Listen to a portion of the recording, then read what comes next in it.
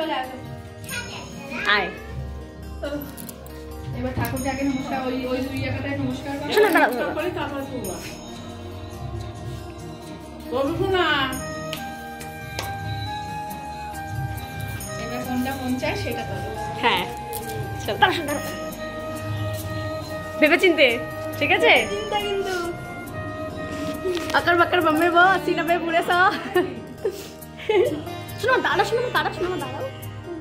দেখো এখানে দেখতে পাচ্ছ তো দেখো এই গণেশ এখানে ছাড়ো তুললেই হলো বিদায়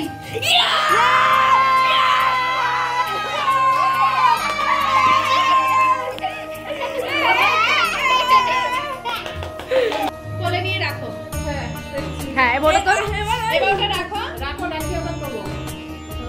এবার ওটাও তোলো হ্যাঁ এবার ওটাকেও তোলে নাও যেটা হবে সেটাকে করে নিলে হ্যাঁ চলো এবার পিঠে খাওয়ার পালা আচ্ছা আমি বলে দিই আগে নুন পিঠে খেলে ছেলে হবে মিষ্টি পিঠে খেলে মেয়ে হবে চলো হ্যাঁ যেটা অলরেডি মেয়ের সিমটম এবার বাকি দেখা যাক এখানে আছে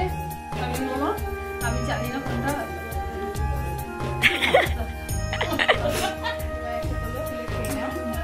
এটা সরু আছে এটাই তুলি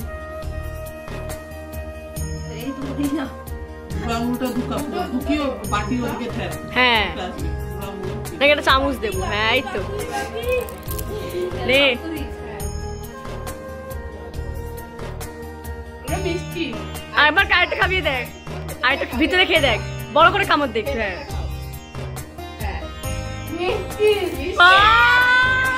কারবারে সব বোটিং মেয়ের দিকে তাই তো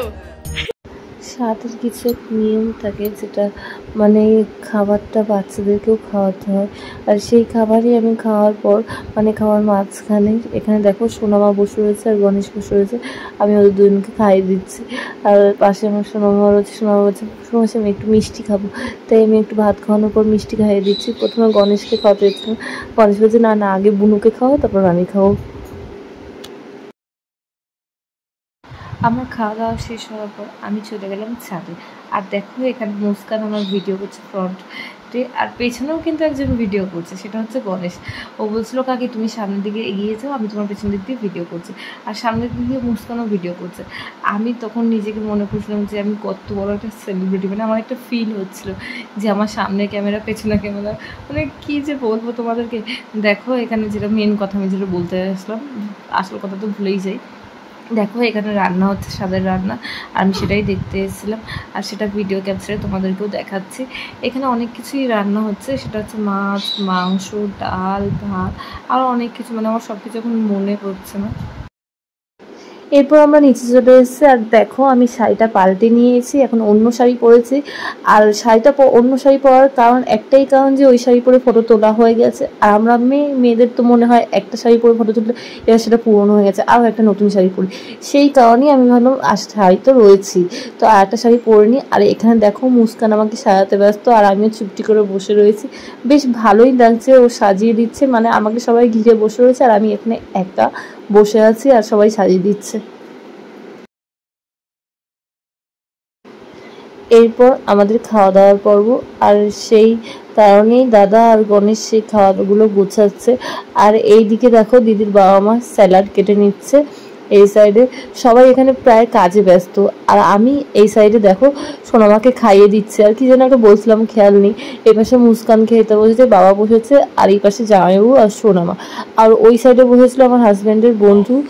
বন্ধুর ওয়াইফ আর তার দিদির ছেলে 2 ছেলে মেবি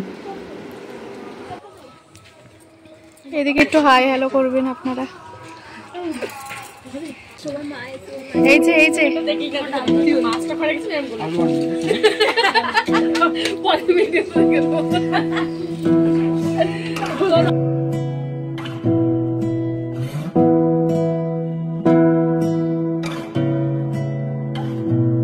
তোমাকে না লেখা চিঠিটা ডাক বাক্সে রাখো কোণে সাদা খামের না লেখা নাম এঁকেছে তার গানে তোমাকে না লেখা চিঠিটা ডাক বাক্সের এক কোণে, সাদা খামের না লেখা নাম এঁকেছে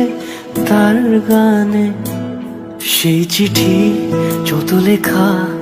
থাকে। রান্না বান্না ভালো হয়েছে? টেস্ট হয়েছে তো? ভালোভাবে খাচ্ছেন তো? লজ্জা করে খাবেন না, লজ্জা করে খেলে নিজের লস। বলি সে সবই তোমারই, একা চিঠি একা একা। যদি বলি সে সবই তোমারই, একা চিঠি একা একা। সैया सैया सैया सैया सैया सैया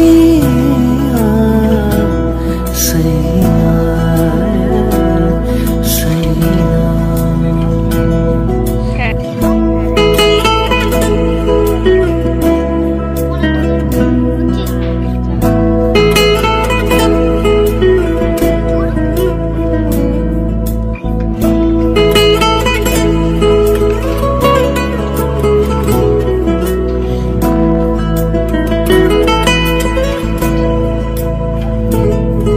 আমি আমিতে ভাসিনি কোনো দিনও নীলে, তুমি তোমার দু চোখে সেই নীল ছুঁলে। আমি আমিতে ভাসিনি কোনো দিনও নীলে, তুমি তোমার দু চোখে সেই নীল ছুঁলে। আজও আমার সারাটা নীল থাকে একা একা। সেই চিঠি